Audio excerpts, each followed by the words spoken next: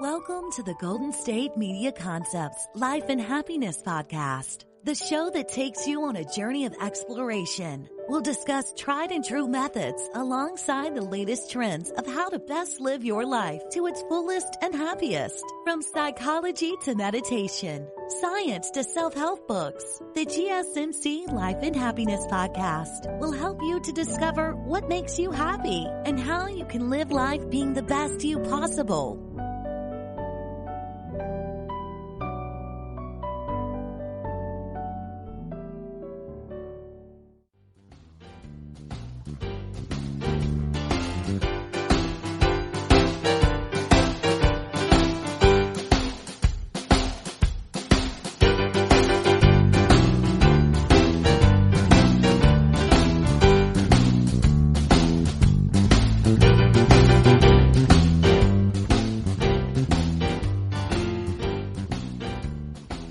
Welcome to GSMC Life and Happiness Podcast, brought to you by the GSMC Podcast Network. I am your host, Alyssa Jo, and today I want to talk to you about something that I think we all struggle with at some point in our life. Maybe it's not to an extreme sense for a lot of people, but I do think it's something that we kind of all have to deal with, and that is social anxiety. Making connections with people and being social and getting ourselves out there is so crucial to living a happy and healthy life. We have to connect with people in our workplaces, in, our relationships, like whether it's personal life, finance life, work life, whatever it is, we're always connecting and meeting people, and we have to be social and put ourselves out there. We can't get our dreams done and accomplished when we're sitting inside, and we have to be social. And not to mention, just being social brings us happiness, having those friendships, having those relationships, having people to lean on and to be close with, like that is just such a good feeling. When we're being social, we're experiencing things. And, being social doesn't always have to mean, being social with other people and making connections with other people or hanging out with your friends or family or whatever it is. But it could just be like getting outside and being social, of like experiencing a new thing, going on a hike, going for a nice walk, checking out a new restaurant, experiencing life. And to grow and be happy in our lives, we have to experience. Life is all about the experiences. It creates who we are as a person. So it's important to get outside and be social and connect, whether it's with people we know or strangers, whatever the case is, because we got to build those relationships. We have to build those things in our lives. Just getting out in the world. And when we get out in the world and we're social and we're meeting new people, we are retaining knowledge. We are learning from all these different aspects of life. Even just being outside, we are, our brain is always retaining information. We're always kind of processing things in our thoughts, and it really makes us who we are. And the people that we hang out with and our social groups and all of that really establish kind of, where we are in life and how we feel about ourselves. I think I've touched on before about just surrounding yourself with the right people, because it can just lift you up. If you're surrounding yourself with positive people, you're going to have a positive attitude. You're going to have a better outlook. They're going to push you to do your best. You're going to continue to do your best because you have a good support group, that's also motivated, because it's nice to be around people who are also motivated and they make you want to be motivated. I just think that's so crucial in our lives. And we do have to find the balance between alone time and social life. I did touch on this in one of the episodes about, finding that balance between spending time alone, but also getting out there and being social, hanging out with friends, meeting new people. Connections bring us joy. Connections bring us happiness, It's nice to not feel alone. And it's nice to have someone to depend on. And, loneliness can take over our lives in so many different aspects when we don't push ourselves to get out. And, having that person to depend on, having someone to lean on, building relationships, it teaches us things. We can explore more. And, we can feel appreciated, when we have that friendship that, and when people come to us and people can depend on us, that is such a great feeling, when you have that one friend that you always laugh with. Being that social it's great. It's such a good feeling. It encourages you to do things, and you see the world in such a beautiful way when you are able to kind of enjoy all those aspects, all those connections, and experience all those things. People with social support actually tend to live longer. There has been studies on it. And when you have that social group, you have people to lean on, you have that support from others, you tend to live longer. And it makes sense because it does better our overall health, mentally and physically. Like, research has shown that by interacting with others, we actually train our brains. It's crazy. Like, social motivation and social contact, making those connections, building those relationships can help to improve our memory formation and recall, and it protects the brain from different kind of neuro diseases and things like that. And we don't realize that this is happening, but it is.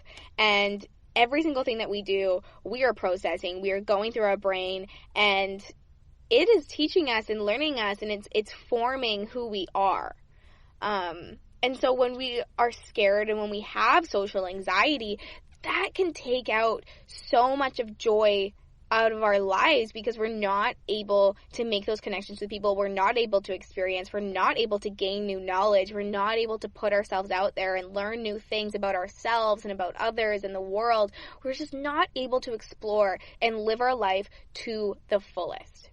You know, describing social anxiety, I feel like some people have some different descriptions of it, but I just think social anxiety is it's kind of a perception that there is something embarrassing or, you know, not right about us. And unless we like work really, really hard to conceal everything, we hide in and we kind of close off, then that like embarrassing thing or something that we think about ourselves that we don't like is going to be revealed, and we will be judged and we'll be rejected. And it makes us, you know, self-conscious. Like, I think social anxiety is like self-consciousness on steroids in a sense. We are like so scared of what other people are thinking. We're overthinking everything because we think something is wrong with us, and it all starts with us.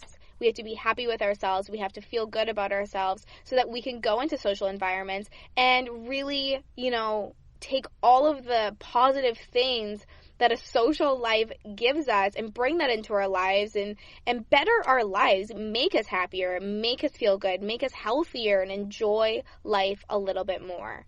You know, think of it this way. We're all guilty of looking into the mirror and zooming in on one flaw. Think about it. If you have like a zit on your face, or there's like something, or like you have bags under your eyes, you know, and you look closely in the mirror, and you're like, oh gosh, you have a sudden urge of hiding that from the entire world. You know, maybe for girls, you put some makeup on or something like that, or you put a hat on, or whatever the case is. This is the same urge that we get with social anxiety. It is about our internal self. It's about our personality, our social skills. And we try to zoom in on that one thing that we don't like, some flaw that we think is within ourselves, and we try to hide this. And we take some drastic measures to try and hide it. And like I said, it takes the joy out of a lot of things in our life because we're not able to appreciate those connections, those relationships, those experiences. We're not able to retain that knowledge. And it's taking out these things in our lives that are crucial to living a happy and healthy life and a successful one, and, you know, just living our life to the fullest.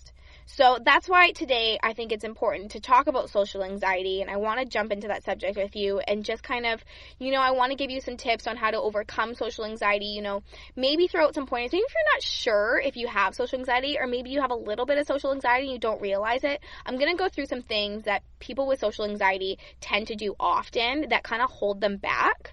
I'm going to do some more things about, you know, just tips of how overcoming that and why it's going to benefit your life in the end. Why you're going to feel so much better when you're able to kind of beat your social anxiety. You're able to zoom out on something that you might think is a flaw. It's going to help yourself, like, if you're feeling self-conscious, you can kind of get out of that mindset and just enjoy life more. When we're constantly overthinking, you know, we're not enjoying life. We're not being present. And I think being present is so crucial in living a happy and healthy life because we have to be present to experience things. And life is all about the experiences. It's about building those relationships and exploring the world so that we can learn about the world. We can learn about others. We can learn about ourselves.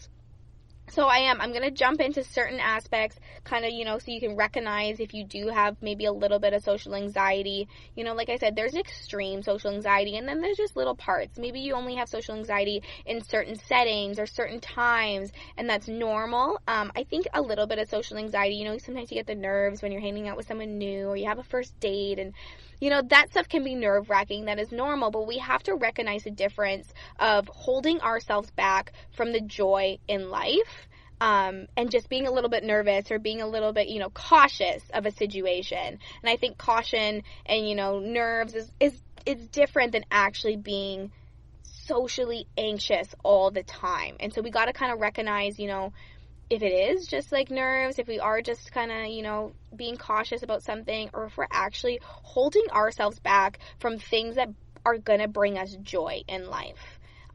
Like I said, we all want to live life to the fullest. We want to experience things. And I think it starts with, putting ourselves out there and being able to absorb all the things that the world throws at us and all the experiences that we can do and, take world at full force and just go for it. So with that being said, it is time for a little bit of break, but don't go anywhere. I'm going to jump into some more tips about how to recognize if you do have some social anxiety, and then some tips on how to overcome it so you can live a happy and healthy life. Are you tired of the same old news? Are you sick of the seemingly endless political spin and negativity? The GSMC America's Still Beautiful podcast is a weekly news podcast covering all the top positive and uplifting news stories. We cover stories that will inspire, uplift, and remind you of the good in the world. Tune into the Golden State Media Concepts America's Still Beautiful podcast to get all the great and positive news stories of today. Download the GSMC America's Still Beautiful podcast on iTunes, Stitcher, SoundCloud, Google Play, or anywhere you find podcasts. Just type GSMC in the search bar.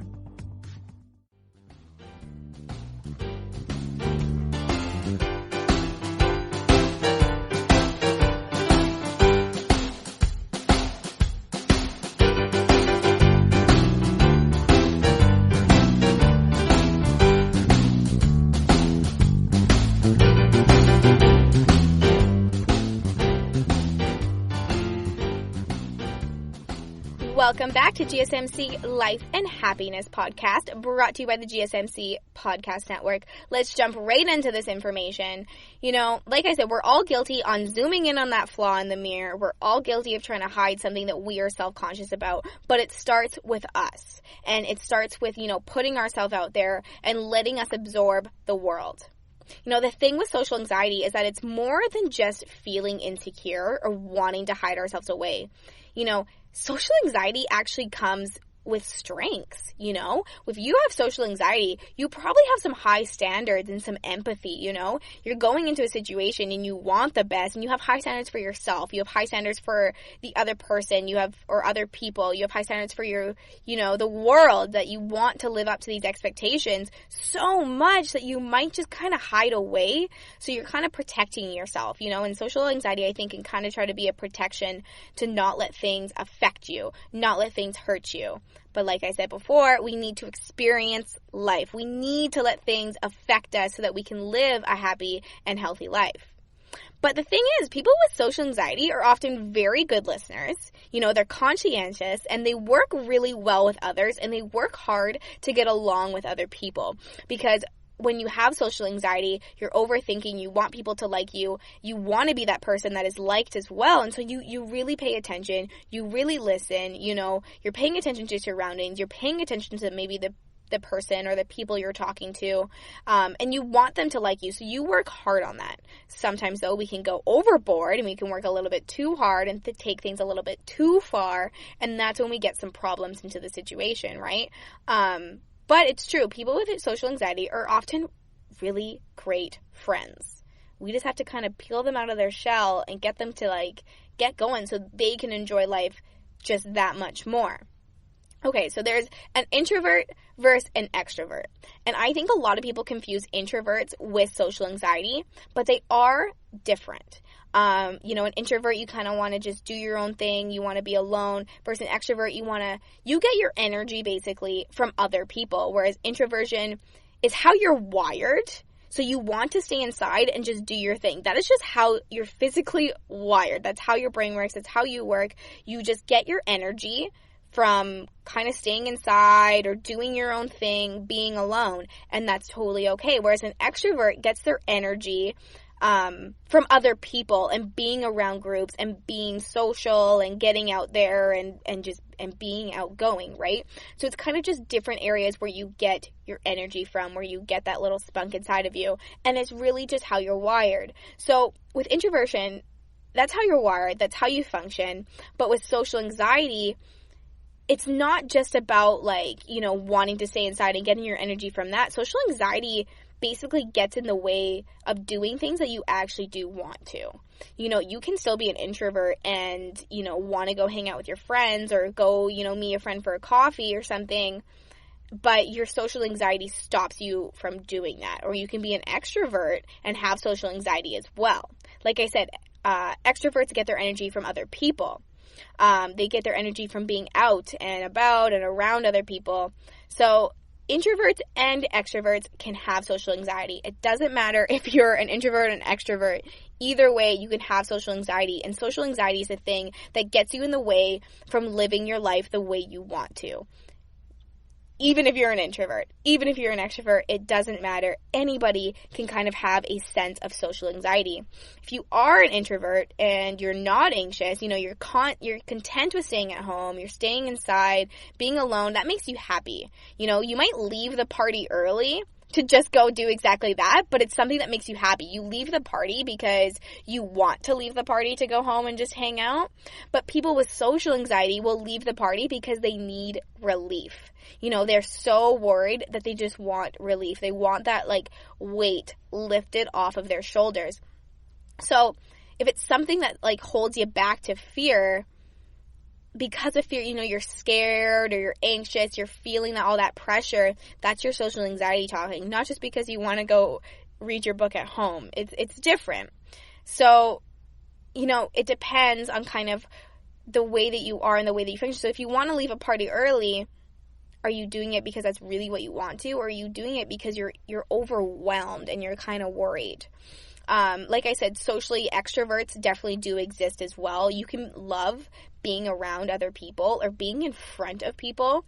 You get your energy from around others, but you also still feel anxious because of them as well. I've read some amazing stories about just public speakers that are actually very socially anxious, but they love standing up in front of groups and doing their speeches or talking or whatever, telling their story, whatever it is. But when they get into a real social group where they actually need to socialize and talk to others, they close off. And, I think that's so crazy because you can stand in front of thousands of people, but when you go into a room with some people, that's when you feel anxious. And so it can happen to anyone. Like I said, whether you're an introvert or an extrovert, it doesn't matter. We often feel like we have to feel like doing something before we actually do it. Does that make sense? We have to feel like going out. We have to feel like going to the gym. We have to feel like going out for dinner before we actually go out and do it. A lot of the time, I feel like an excuse is I just didn't feel like going out. I just didn't feel like going to the gym. I didn't feel like going to work today. Okay, so the thing is with that, that's going to be holding you back. You feel like you have to, it's funny, you feel like you have to feel like you need to do something, but that's the wrong mindset. It's not true that you have to feel like doing something before you do it. If you lace up your running shoes, often your mood is going to catch up to you, and then you'll actually want to go to the gym. If you put your gym clothes on, you lace up your shoes, and you get in your car and you start driving there, your mood is going to catch up. Maybe you might have to drag your butt a little bit to get there, but if you just take the extra step and get that mindset out of the way, then you can actually go and do something even when you don't feel like doing it. Getting out of that mindset of feeling like we have to feel like doing something. I know it's kind of ironic, but we have to get out of that mindset and just sometimes push ourselves further just to get out of that comfort zone and do it. And our mood will catch up. I promise, it will catch up to you. And you know what? Sometimes if it doesn't, then that's okay. Then really, you just don't want to go to the gym that day. Take a rest day. Relax. I think this idea, though, of just pushing yourself to get out there is really going to kind of help your social anxiety in a sense, because a lot of the time it's like when you dip your toe in the water and you're like, oh, it's a little cold. But if you just like jumped right in, you'd be fine. It's like you dip your toe and it's like, no, I'm not doing it. But if you go head first, dive in, a lot of the time you're just like, oh, this isn't so bad. This is kind of refreshing. This feels good. I feel good about something. Put your action first. Step out, get there, and then watch your mood catch up with you. And this is obviously easier said than done. It's definitely difficult to just kind of jump headfirst into the water. I get that. But once you do and you put your action first instead of your mind and your thoughts, you're going to be feeling a lot better. When trying to overcome your social anxiety, it's important to ask yourself some questions. And you have to be very specific, because anxiety can be very vague. We often just feel worried or overwhelmed. Sometimes we don't even know why. We feel tense, we feel overworked or overwhelmed or tired. Whatever it is, it's like, I just feel anxious today, and you can't pinpoint what it is. So people with social anxiety often say, everyone's going to hate me, something terrible is going to happen, what if something bad happens, These are all very vague statements. Who is going to hate you? What's bad that's going to happen? Sometimes asking ourselves, who specifically is going to hate you? Or being specific on something that might bad happen. Am I going to go there and break my leg? Am I going to go there and get into a fight? You have to be specific with yourself. And so once you can pinpoint a specific thing, you can kind of rationalize some of your fears. You can realize you're being a little bit far-fetched, maybe, that it's kind of all in your head. Of course that's not going to happen. Of course that's not going to happen. Why? There's no reason for them to hate me. That makes no sense. No one's going to hate you. You didn't do anything wrong. We realize that our thought process is a little bit far-fetched, a little bit out there, maybe a little bit spinning in circles when we're not specific. So it's very hard to be specific. We have to be specific with ourselves, but once we are, we can kind of eliminate some of that anxiety, some of those feelings, and just pinpoint what's really bothering us. You have to rationalize it yourself. Of course, all of this is easier said than done, but when you can pinpoint something, why you're scared, then you're not vague anymore. And then you can rationalize it, you can think about it, and then you can go from there. It is time, though, for another break. But don't go anywhere, because I'm going to jump in to a lot more points on how you can overcome your social anxiety and just live life to the fullest. So stay tuned. Tired of searching the vast jungle of podcasts? Now listen close and hear this out.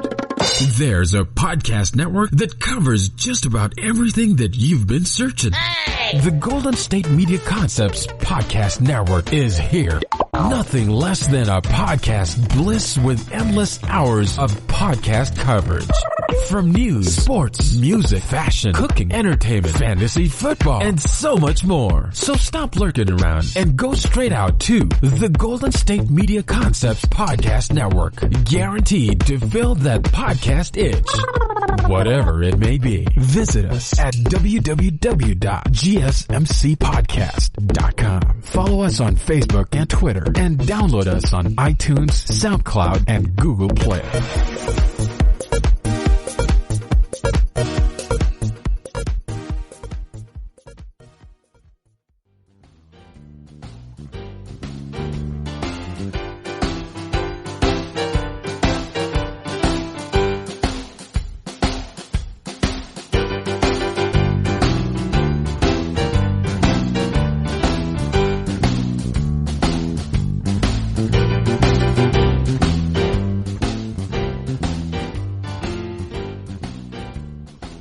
Welcome back to GSMC Life and Happiness Podcast. Let's get right back into it. So I said, let's be specific. Find your fear, be specific on it. Not everybody's going to hate me. Who's going to hate you? Rationalize your fear, put it in your mind, be specific with yourself, and you're going to help yourself kind of tune out those vague worries and actually pinpoint where you're coming from. It helps so much. Why are you so afraid? Be exact with yourself. And now the second thing to ask yourself is, how bad would it really be? Once again, this is breaking us, we're breaking these points. We're breaking our fear down and laying it in front of us. How bad is it really going to be? How bad would that actually be? How would I feel? By breaking it into smaller chunks, it's going to just kind of see things as a lot easier. And then finally, a third question to ask yourself is, how can I cope? If we have to take care of ourselves to move on, how are we going to do that? How are we going to cope with everything going on? It's going to make you feel better knowing a plan in your head of how you're going to cope in that environment, with that environment, around those people. You know yourself best. You know what's going to work best for you. So ask yourself these questions. You got to be specific. What exactly am I afraid of? How bad would it really be? And how would I cope, or how can I cope in this environment? How can I deal with this? By having a plan, by breaking it down, being specific, you're kind of dissecting your fears. You're dissecting your social anxiety, and you're realizing, hey, you know what? Maybe it's not so bad. Now, I think a very great piece of advice is be brave for 1 minute. This kind of goes back to just lacing up your shoes and letting your mood catch up with you. You kind of just have to dive in. Like I said before, you got to be brave for 1 minute. Because chances are, after that 1 minute, you're going to realize, hey, this isn't so bad. And remember, it's only 1 minute. If it really is that bad and you're really not feeling okay, you can leave. You only wasted a minute. Maybe you need a little bit more than a minute. But still, what I'm saying is, if you just be brave for 1 minute and you see how you feel, you might really enjoy yourself. Often we avoid experiences, just frankly because we don't think we're going to like it, or because we think we're going to feel anxious in it. And I just don't think that's a way to live. We can't live our life in fear, in anxiety. We can't live our life in the, what if this happens? What if this happens? What if that happens? We're never going to be fully happy. We're never going to enjoy life as much if we're avoiding all the possibilities and all the great joys in life that we can take in. So I think it's important just to be brave for a minute, jump right in, and just see how you actually feel, because chances are you're going to feel better, or better than you think you're going to feel. A lot of time we just avoid things. We got to stop avoiding and just let things happen. Be brave for 1 minute.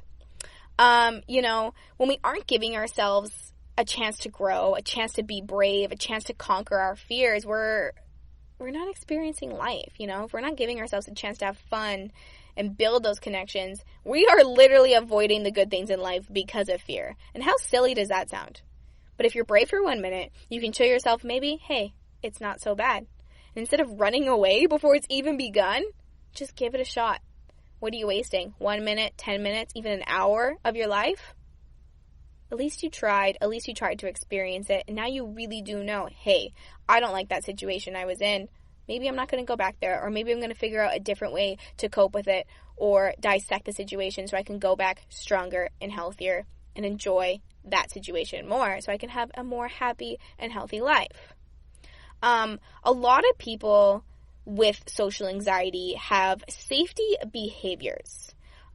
People with social anxiety often go to these safety behaviors as protection. So basically, this safety behavior, it helps you tone down your anxiety. It's like taking a precaution. So for example, if you're at a party, you're scrolling on your phone, you're staying close to the door, you're staying in your own zone, kind of, So if you stay on your phone, you feel like you can't make a fool of yourself. You can't do something stupid.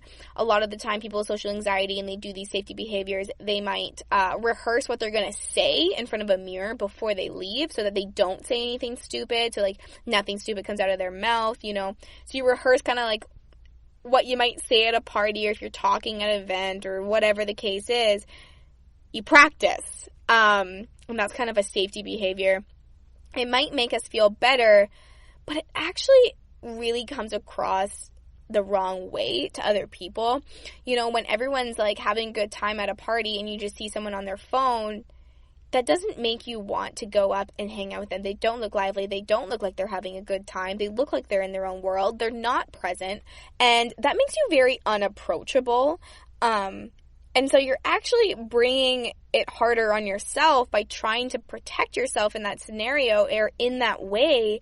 And you're actually making your fears come true because people are kind of, taking a step back from you because you're just not being approachable by having this basic wall up of protecting yourself in the corner. Even though it might make you feel better, you're actually kind of enhancing your fears without maybe even realizing it. So by dropping those safety behaviors, we allow ourselves to be present and you become more likable and authentic. We all want to be authentic. We all want to be likable. We want people to like us. That is just human nature.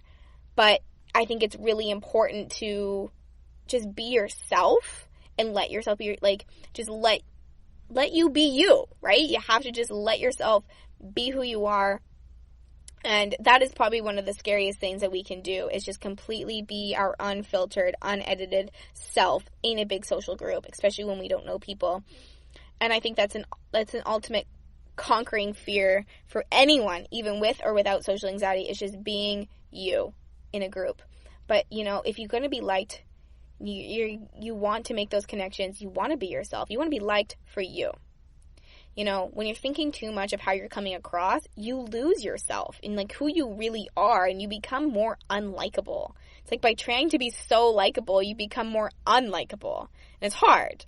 So drop those safety behaviors and we fill those gaps with natural things like listening and curiosity and,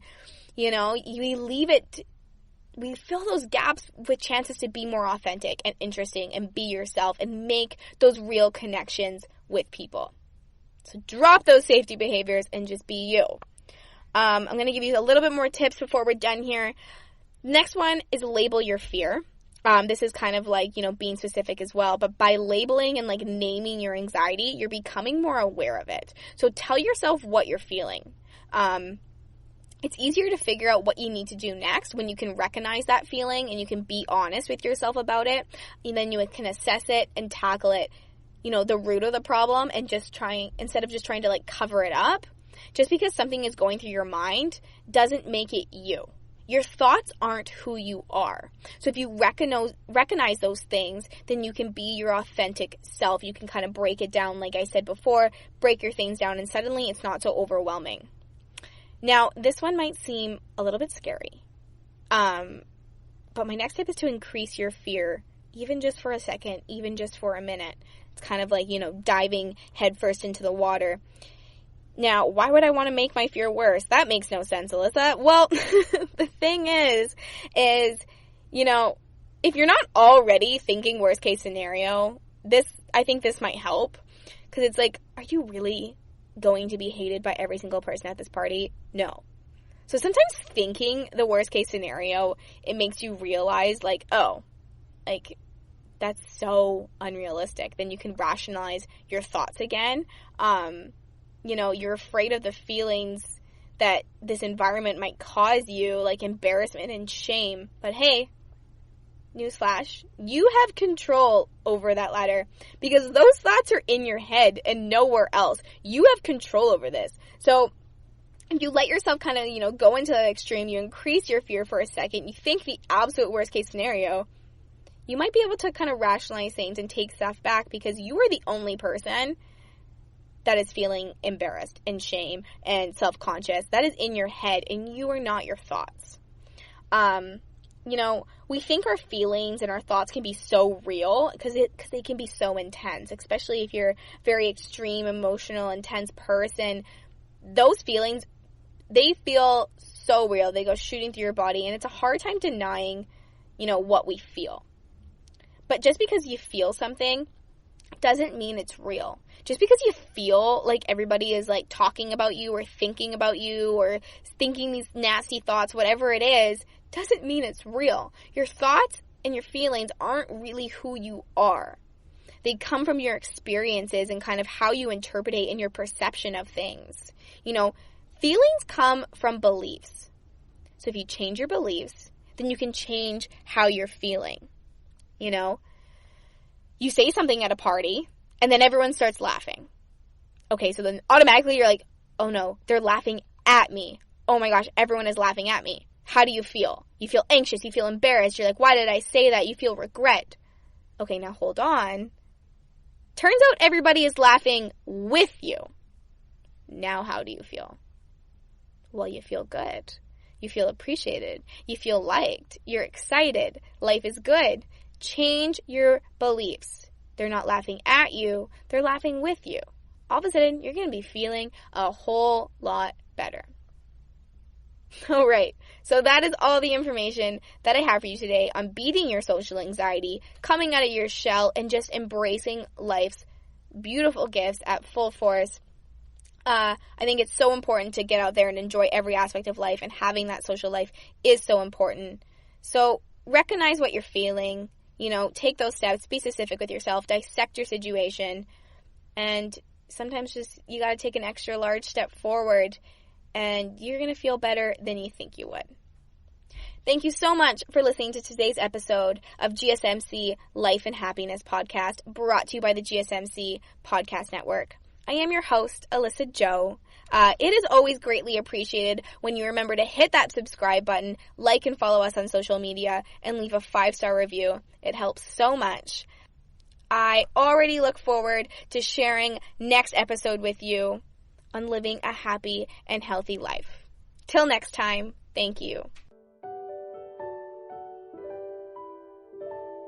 You've been listening to the Golden State Media Concepts Life and Happiness Podcast, part of the GSMC Podcast Network. You can find the show and others like it at www.gsmcpodcast.com. Download our podcasts on iTunes, Stitcher, SoundCloud, Google Play, or anywhere you find podcasts. Just type in GSMC to find all of our shows.